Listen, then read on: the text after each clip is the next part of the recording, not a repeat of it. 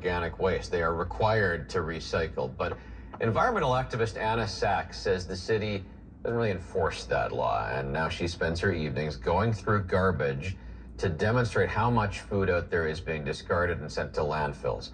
Political reporter Juan Manuel Benitez recently tagged along on one of her trash walks.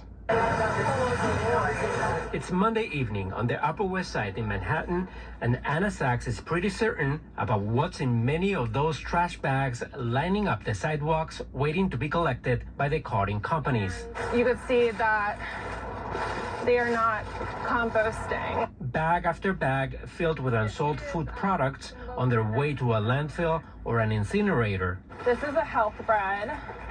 It was packed today. City rules dictate that large businesses have to make sure they separate their organic waste from their recyclables. Fines start at $250, but every bag she opens highlights the lack of enforcement. As a city, we need to prioritize sustainability, waste reduction, reuse, making sure that edible food is not wasted, and businesses need to prioritize that too.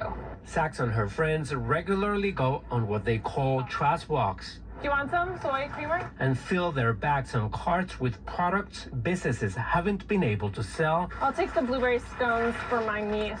But are still safe to consume. The meat really bothers me, I think, because one, beef has such a high carbon footprint to produce it to begin with, and then two, these are animals that died. They are part of a movement pushing for systemic change in the middle of a climate crisis. The future that I think of doesn't have any single-use materials in it. Sachs' stories are followed by tens of thousands of like-minded people on social media. Stop overproducing to begin with, donate it, or discount it heavily so that it actually ends up being food for people, or composted. But right now, none of those things are actually happening here. New York has a goal of sending zero organic waste to landfills by 2030, but composting programs are voluntary, limited, or rarely enforced.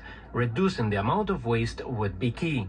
On the current path that we're on, provided that nothing changes, we're absolutely not meeting zero waste by 2030. The owner of the Pioneer supermarket in the story claims to be complying with local commercial waste rules. The other two establishments featured didn't respond to a request for comment. The Department of Sanitation encourages businesses to donate their excess food and says it has issued 77 organics-related violations in the last 2 weeks. Juan Manuel Benitez, New York 1.